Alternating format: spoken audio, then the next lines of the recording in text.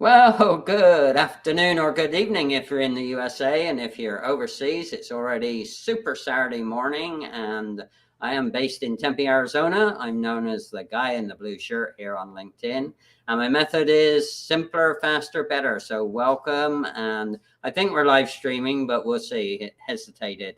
Anyway, Jacob is my astute guest this evening, and we're going to have some fun talking about pathways to success. So tell us a little bit about yourself, Coach Jacob.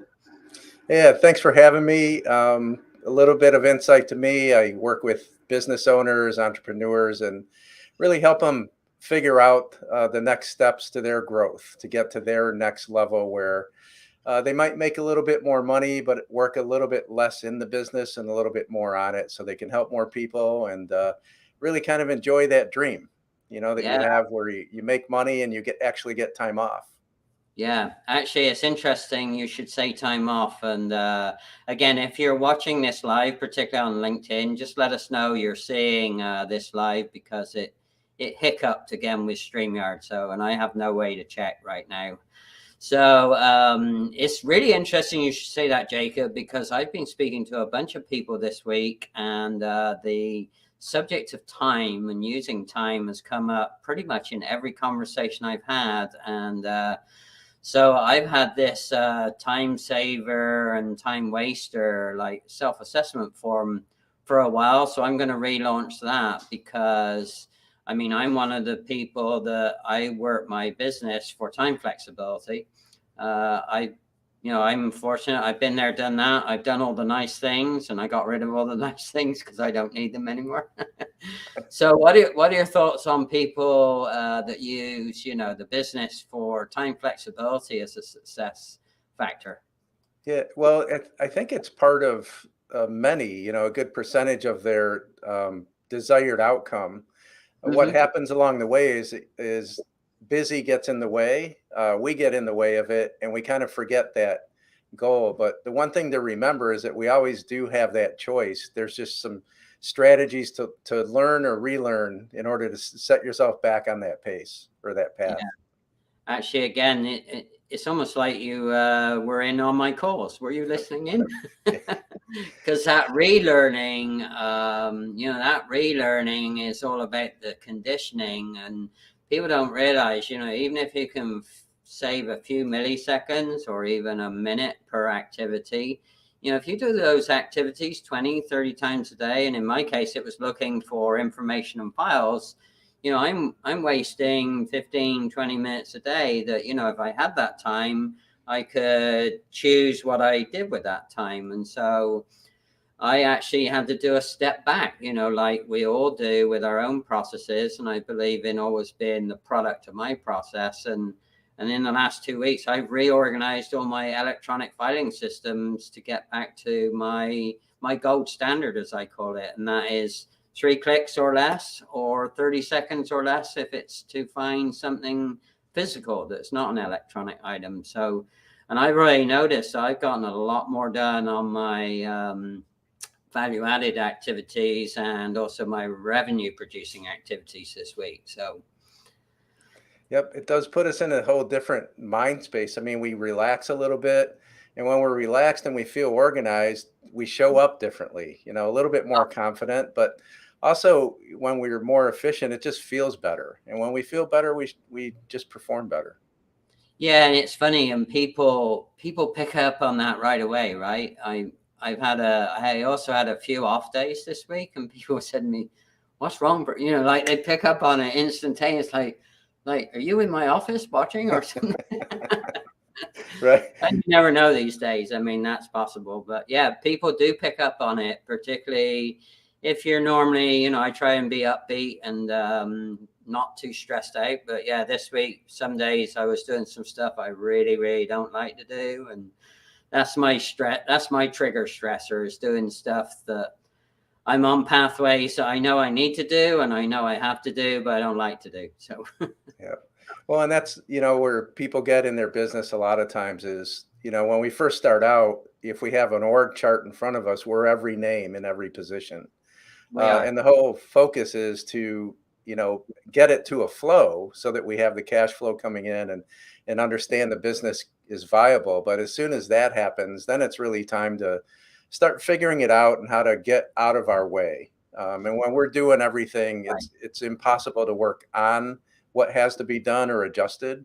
And it's easy to get burned out and overwhelmed. And like you say, with time, if we're really stressed and trying to do this and doing that, and then all of a sudden it's like, oh, hi, how are you? It's like we don't get away with it. We don't. We're a lot more transparent than we pretend to ourselves sometimes. Yeah, for sure. Yeah.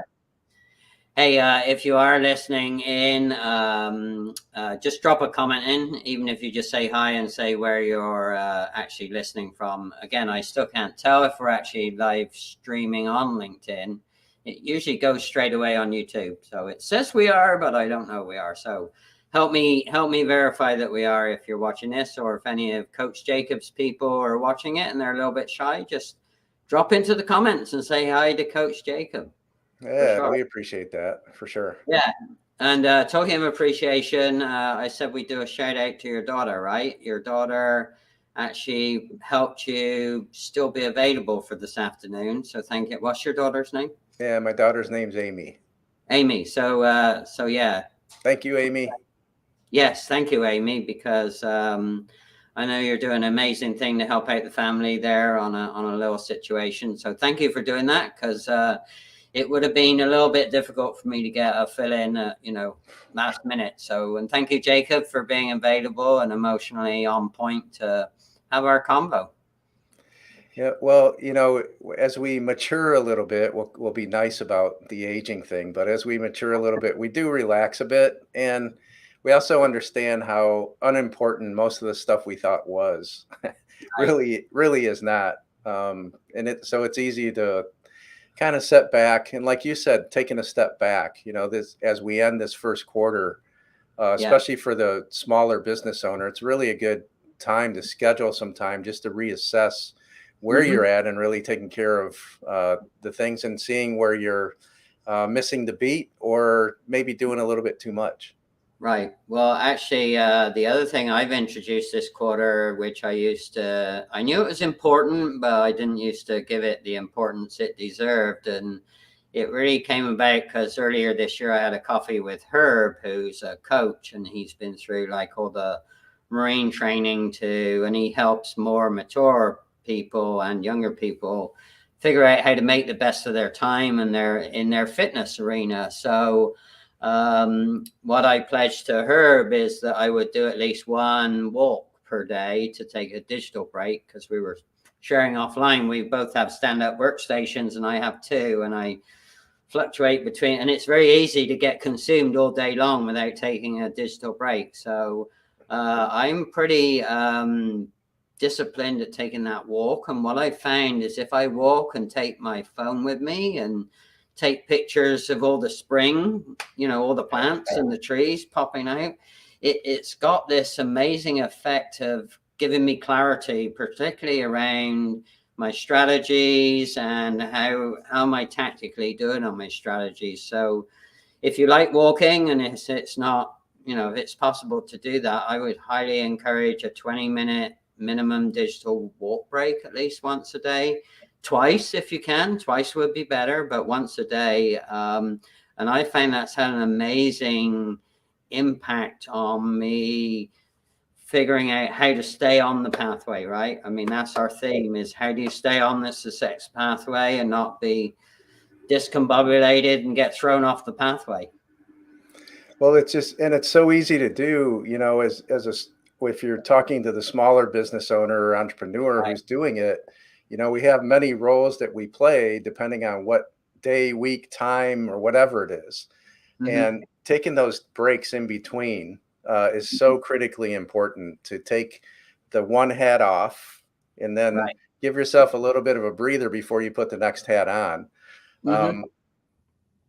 Besides walking being such a good physical benefit as well. Sure. If you look at some of the most successful people, and you see that breaks are part of the routine. Yeah. And when we can create those, it just opens up that opportunity for us to be actually a lot more creative than if we're grinding.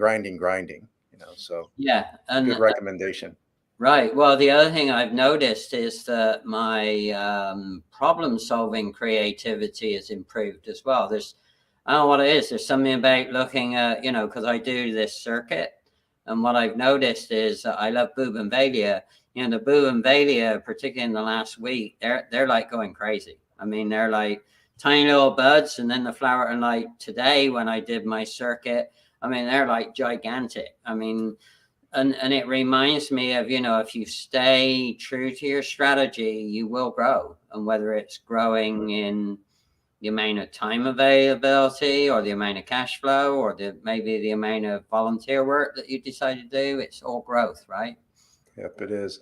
Well, and speaking of growth, when people are growing or scaling to another level in their business, a lot of things get mentally, we start thinking that it's more difficult. And if you think about it, the biggest risk you take is starting. Once you have some sustained success and you're ready to kind of go to that next level, it's not really creating the wheel again. It's just expanding the wheel or realizing that we're in the middle of the forest and we got to go to the top so we can see everything. Right. So taking those breaks and being able to step outside of it without damaging the productivity of your business is so important for your own leadership as well, besides your health. Well, and I would say there's a couple other risks as well. Stopping, right? You're not going to grow if you actually stop your successful routines. So be clear about identifying what your successful routines are and keep doing them. Keep doing them as time effectively as you can, for sure.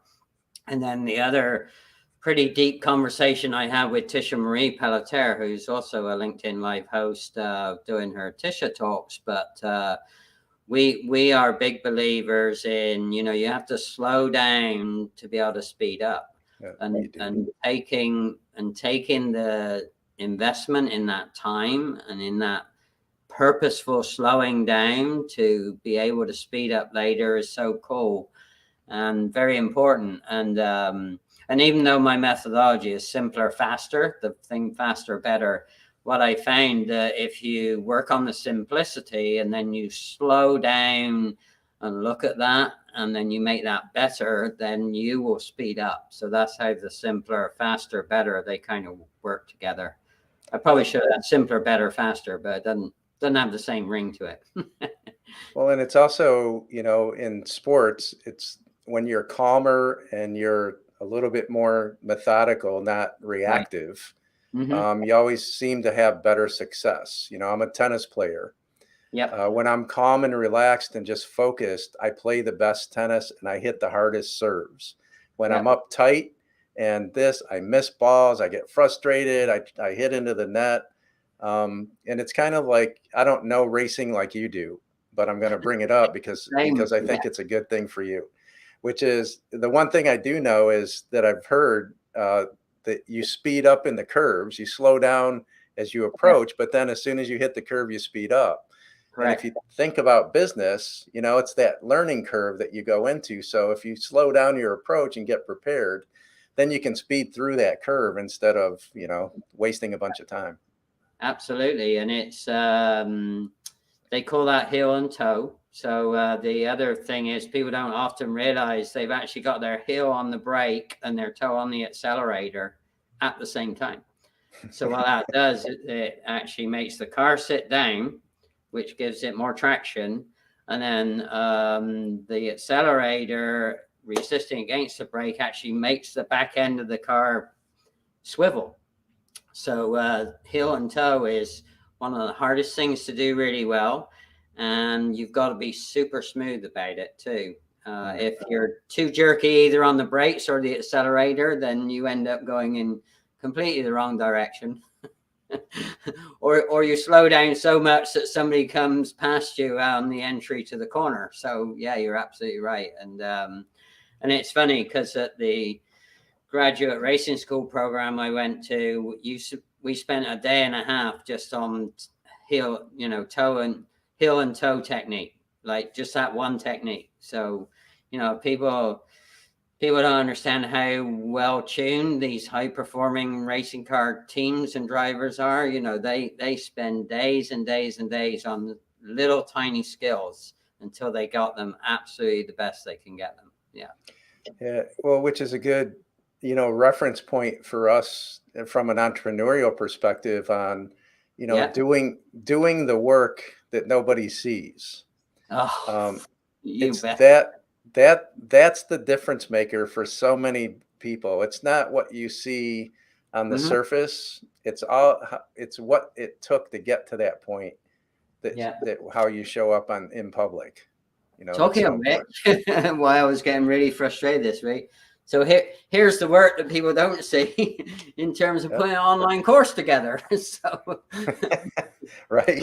this is not, I am not a good reader. I am a terrible writer. So I'm in my two negative quadrants of what I don't like doing and or I'm not good at. But yeah, so I've been pushing myself through a lot of pain and lots of extra walks this week for sure.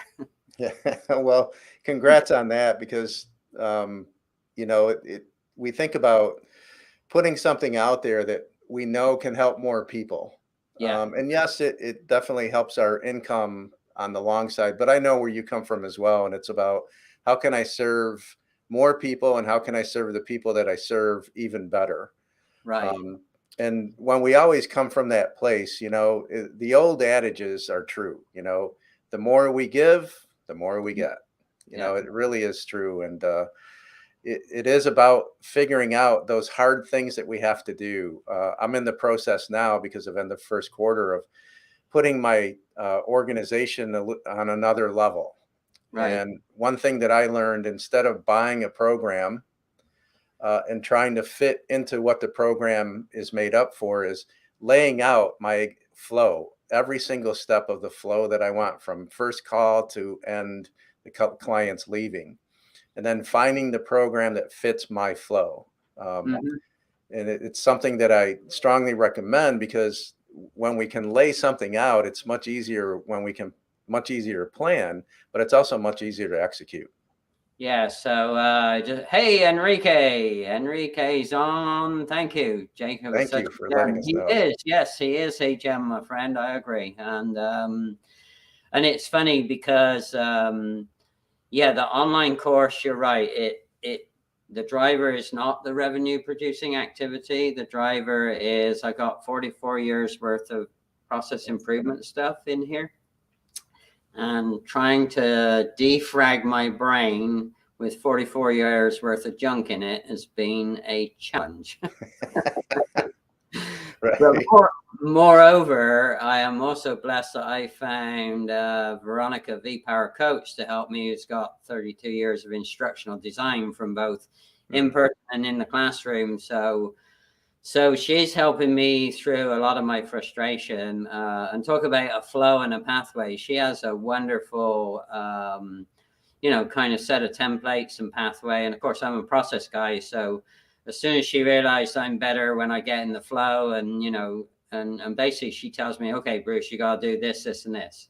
Okay, I can do that. So she's gotten used to breaking it down into smaller bites for me, because, my 44-year-old elephant between my ears he gets confused about what's important and what's good knowledge and what's junk knowledge. And yeah, so that's why I'm doing the online signature course.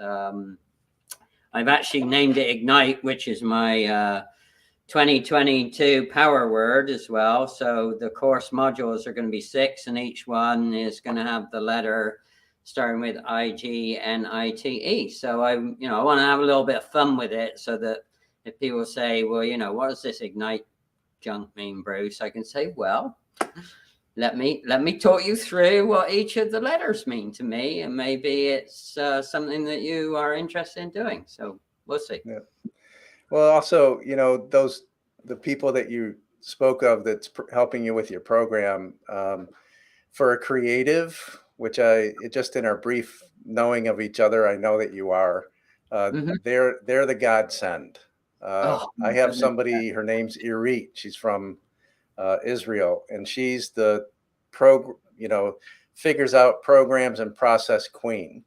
And she can take what's like scrambled eggs in my coming out of me and make it this perfect omelet, you know. So yes, bless those people.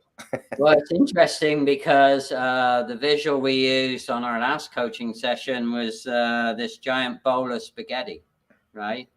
So most, particularly a little bit more mature processes or businesses, if you could take the roof off their business, and if you look down, it'd be like a giant bowl of spaghetti, and all the processes and systems are all tangled up and all that. And so we came up with this analogy that, hey, you know, I'm really good at picking the right strand of spaghetti, number one. Number two, I strategically know how it fits. And number three, I'm really good at getting the end of it and sucking it into a straight line, which is the fastest way from point A to point B, right? Is on a straight line. So it's funny. So yeah, I can help people creatively understand that most of their stuff they're looking at, it might be only messed up a little bit, but it's kind of like a bowl of spaghetti if they're really honest with themselves. So and organizing that, it not only sets them free, but really just creates the atmosphere where when you do have team, it not only flows better and is more productive, but you create this community. You know, we spend a lot of time with our people. We might as well create something that's pretty special. Well, what people don't realize, and that's back to our theme of pathways to success is getting from A to B or Z to Y, whatever you decide. But what people don't realize is the gaps between all the spaghetti in the bowl, that's where all the waste is. And when you can get rid of all that waste, or the air, or the extra sauce, however you want to look at it, it becomes much easier to eat the bowl of spaghetti as well. So for sure. Yeah. And you're a lot less tired. You don't go to sleep as fast after you eat. You bet. Yeah. Well, it depends. I mean, if you have some adult beverages with it, then for me, my latitude in adult beverages is 2 now. So that's about my limit these days. I used to participate a little bit more, but I was just, since we passed St. Patty's Day. Oh yeah. I remember it's been, 35 years now for me, but I used to go with a friend, an Irish buddy of mine, Troy Riley, on pub crawl. We used to do a pub crawl. And what I remember of it, it was epic. What I remember. Right. So my last pub crawling days, you know, I've lost all the hard skin on my knees and elbows as well. So I used to have a buddy. Actually, it's the buddy that got me into open wheel racing.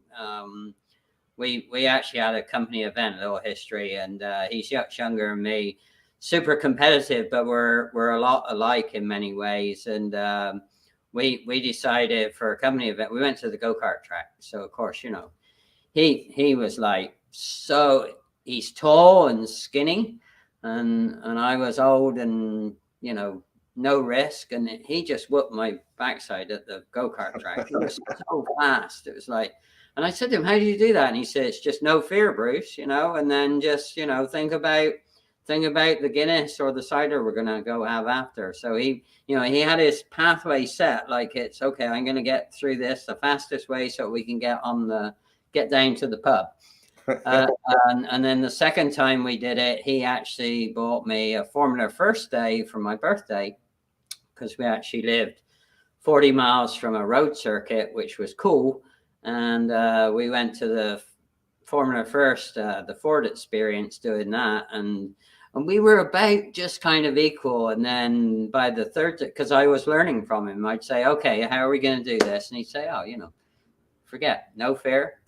The goal is get over there as fast as you can and don't worry about anything else. And so he kept it simple. He didn't let his head, he didn't let all the chatter in his head about, you know, well, what about this? Or what if I get too close to the curb? Or what if I don't brake enough? He just said, hey, you know, just go as fast as you can and stay in as straight a line as you can, because that's the fastest way to A to B. And I've never forgotten that. And then the third time we went, we were almost equal. So I'd come a long way, and we got pretty quick at that point. And then I moved to the USA. So that was my English birth into open wheel, open sports car racing. So yeah. Sounds like fun. Well, there's a lot of analogies to that too, about just keeping things simple and, having a plan going in, a strategy. I mean, just for, Hmm. the business people listening, business owners here listening out, Yeah. it's the more complicated we make it, the more movable pieces to it, the harder it is. Right. Well, I took auto mechanics in high school, knowing that I'd never work on anybody else's car, but I wanted to work on my own. right. And Sure. that was back in the days of spark plugs and points and Yeah. simplicity. Yeah. And nowadays you can't work on your own car, because Right. everything's a computer chip. Or you have to have a degree in IT and a lot of equipment to fathom out what even all the codes mean. So yeah, there's so many codes. Yeah, it's funny. And the other piece I always remember from Paul is his no fear. He would say to me, "Hey, Bruce, as long as you're not going to harm or kill yourself, or you're not going to do anything that harms or kills anyone else, everything else is in your head. Just let go of it." He said, "Just no fear. Just go for it." He He said sounds like it. a coach. He was an amazing young guy, and he still is. And in fact, I'm going to be back in his region the first week of May in the UK. So I'm hoping to see if I can tag up with him, because we pick up where we left off with actually without even a beat. It's like he's one of those amazing guys that you can re-meet, and we start the conversations we left years ago, and it's the same. He's the same guy. So yeah. Those are great friendships. I'm fortunate to have a few of those too. And yeah, Mhm. it doesn't matter how big the gap. No, it doesn't. And he's super smart. He set up, when people were leaving, the home computer shop type thing. And, he's done really, really well through the pandemic, because, all those small shops and help with refurbing or reconditioning or repurposing computers during a shortage. I mean, everyone walked away from that, but Paul kept going at it, and he's been super busy. Yeah, it was, speaking of the pandemic, when it hit, Hmm. coaching, smaller business owners and one-on-one mainly, part of the logical side of my brain said, "Oh no, this could be a really bad thing." Hmm. And then the creative side kicked in and said, no way." And so I just got really proactive. And instead of having one session every other week or every week with a client, I Hmm. started having 3 sessions a week. And Oh, we cool. we figured out ways to run their business a different way. Like one has a tangible or a physical building, and they do repair and service to customers. And we initiated free pickup and delivery, and they were doing sales, bringing the Right. equipment to their house, and just altering everything that they did. And at the time, I was working with 11 clients. I Mhm. normally work with up to 15, so I was Right. at near my capacity. But every one of them that took the action, and it was 9 out of the 11 that did it, none of them had a bad month during, especially March, April, and May of 2020, which were the first Yeah. 3 months were the worst ones. So Hmm. it really goes to show that it doesn't matter what's in front of us. Hmm. It could be this tragic, terrible thing, and there's an option and an opportunity for everything. And Yeah. um, bringing that to light for today, is about a week or two ago when the Ukraine thing Hmm. started. There was a group of us, and what we did was we hired people from Ukraine to do work so that they could get paid, Oh, and we wow. didn't expect any work to come back. If it ever does, great. But it was a way that they could get paid directly. So we hired them. Like one was a copywriter and one was a web designer, and we just pooled Mhm. money together and just hired these people and paid them. So there's ways around every single problem. Absolutely. And I think I don't want to get into the political sides of this, but I think a certain president didn't realize what he was biting off when he decided to do what he was doing. he forgot the importance of people's emotions and people's support. And, Yeah. Well, and it's just, yeah, we could definitely go down a rabbit hole on this one. we could, and we But won't. it's, Yeah. when anything that shows up like that, and this could be even as such a menial thing in our own lives, but Right. when it's done with no benefit to anybody, just because one person feels that it's this or that, and then there's a lot of followers behind that. We've Right. seen that historically, but we've seen it recently in a big way, Yeah. even in our own country here. So, it's just a matter of remembering, about humanity, man. We're all, if we break it down and take all the politics out of it, we all want the same things. We want love, we want friendships, we want to be safe, we want to have enough to be comfortable and to have, the niceties that the majority of people have. Yeah. And there isn't any reason we couldn't. And, hopefully we'll keep taking steps forward, because for every bad step backwards, we are taking steps forward, but we just usually hear about the bad stuff more than we do the good. Yeah, we do. So it's Maslow's hierarchy of needs, right? People don't know what that is. It's one diagram. Just go look up Maslow's hierarchy of needs. It's a triangle. And yeah, every time I'm stuck, I go back to the Maslow's triangle and realize, okay, and then put some good strategy behind that, because that helps set up part of the success for your pathway, whichever. Whether it's a straight pathway, bowl of spaghetti pathway, convoluted, doesn't really matter. You choose the pathway you want, and then make sure you line up the tactical pieces to help you move up, down, sideways, or back and forth on the pathway. And it's people overcomplicate it. It's people say to me, well, Bruce, how can you work in so many different types of industries and sectors? And it's like, well, every business is made up of people and processes. That's it. and I find that 80% of the processes are common and core. So like everyone buys and sells stuff. Everyone that typically has a purchasing function. Everyone typically has a internal accounting function. It's not that difficult. I find it's only 8 to 10% of the entire business or the entire owner's qualities that is unique. And so we overcomplicate it for sure. Yeah. And that parallels us as humans. I mean, there's probably only 8 to 10% of us that's unique. The rest of us are alike and similar. Oh, we're more alike than we are disalike. I see it. Absolutely. Yeah. So, yeah. That's why I love doing live streams. I go to Global University twice a week, and I get to talk and know and learn from amazing people like yourself, Jacob. And so what's the best way? We're kind of nearing our time here. What's the best way of people reaching out to you if they want to learn more? And what have you got coming up in the next quarter? Yeah, thanks for asking. LinkedIn, number one. I'm active on LinkedIn quite often, not quite daily, but close to that. My website, which is just jacobroig.com. That's my website. And my email is for the one for today to access me would just be my name at Gmail, jacobroig@gmail.com. Okay. If anybody has a question that I could answer, and I'd be more than happy to answer that because of the show, just mention it. And also what I'm working on is a lot of people they've been in business for a lot of years, a couple areas where I work with them immediately. One is pricing. I'd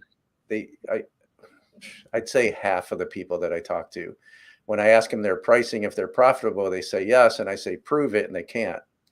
Or I ask, where did you come up with your pricing? And they go, well, that's what the industry charges. And just because your competitor charges that, they're not going to pay your bills. So you got to know what your numbers are, and so that you're charging the right amount, not what everybody else charges. And so that's one area that I'm working on, as you are, with a recorded program, and just keeping it really simple. And the other thing that I'm doing is really gearing up for third quarter, which I'm going to launch a group membership program where people can come in and they can hop in for a 30-minute coaching session in a group, and where it's affordable, where even if they came in once a month, they'd still have massive value from it. So it's just a way that how can I give back and impact more people? Right. So yeah, thanks for asking. I appreciate that. Hey, and it's really interesting because, again, people don't always realize, particularly the audience, you know, my guests and I, we don't really have a script. We just agree a theme and then we let it flow and go, whichever way it will go. And it's interesting because I've learned from you, we are more alike than we are disalike. So yes, my signature Ignite course will be about, you know, how do I get this 44 years of hands-on process and quality improvement into a digestible, self-paced set of modules that will be unbelievably valuable. You know, the return on investment is just staggering if you just go do some of the simple things that I suggest you go do. And yeah, and actually being available to larger groups. So, you know, I'm lucky to be a live stream host, and I never overlook the fact that I was lucky to be given that. So I get a lot of group access to a lot of other live streamers as well. And then I'm co-hosting LinkedIn Local Phoenix in person. So I get to do that as well. So our next one is May 3rd, and we're upping the number for next time. We're actually hoping to get 50 people come have fun with us and do some learning and prospering and growing, and do pictures with the sign I just showed you. Yeah, that's awesome. That's awesome. Well, and, you know, one underlying thing here for you is, yeah, you have 44 years of experience. And so the one thing is we can only be us. And we have to find people that are better than us in the areas that we either don't want to do or we're not very good at. Or can't do. Yeah. And trust me, that list for me is bigger than the one that I'm really good at. And I'm okay with that. Yeah. But it's about, you know, just being us and really doing something that we get passionate about, and then finding those people that can really help. You know, like when people come to you, they'll get everything. Whatever is required in that moment, they're going to get it. Yeah. And so, you know, that's the benefit of being able to not only have that experience, but really coming from that place where you're coming from, which is how can I make an impact? You know, how can I help the next generation? Yeah, I call them my jive clients. I don't want to work with all clients. I love working with my jive clients because you don't have to make any excuses or set any boundaries, because they understand my jive and they know what they're going to get, and they always get more than they bargained for. So, you know, that's the way I am. That's a win-win in my book, Bruce. Sure is. Just gotta let your guard down sometimes. That's why I find some people are just skeptical about that, and that's okay, you know. Yeah, my coach was talking about that today, about letting loose and showing more of yourself and just being you, and don't worry about the rest. It's all good.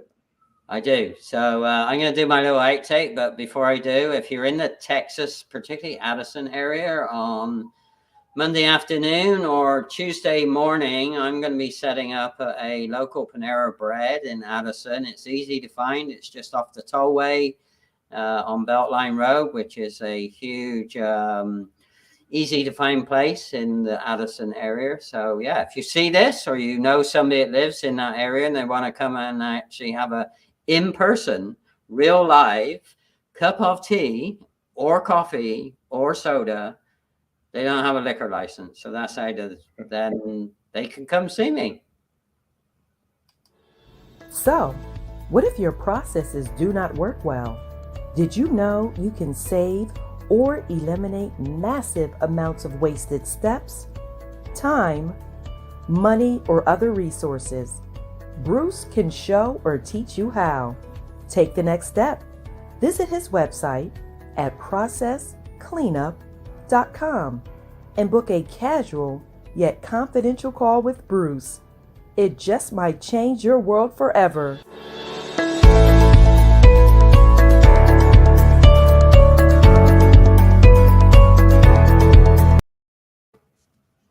there we go. All right. My standard spiel, with my process cleanup logo. Looks like an organized bunch of bowl of spaghetti. I just realized. good editing on that one.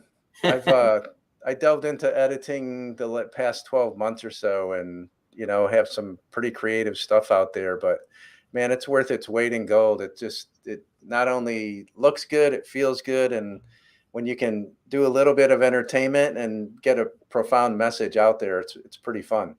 Yeah, well, that was Gracie Ruth Melendez and Trainer Paul, who are meaningful connections here. I try and keep all of my activity inside the LinkedIn family to, then it becomes win-win, right? Yeah, that was great. That was fun. Thank you so much, man. I appreciate the heck out of it. Just hang a minute and I'll let you know about the stuff. Thanks, everyone.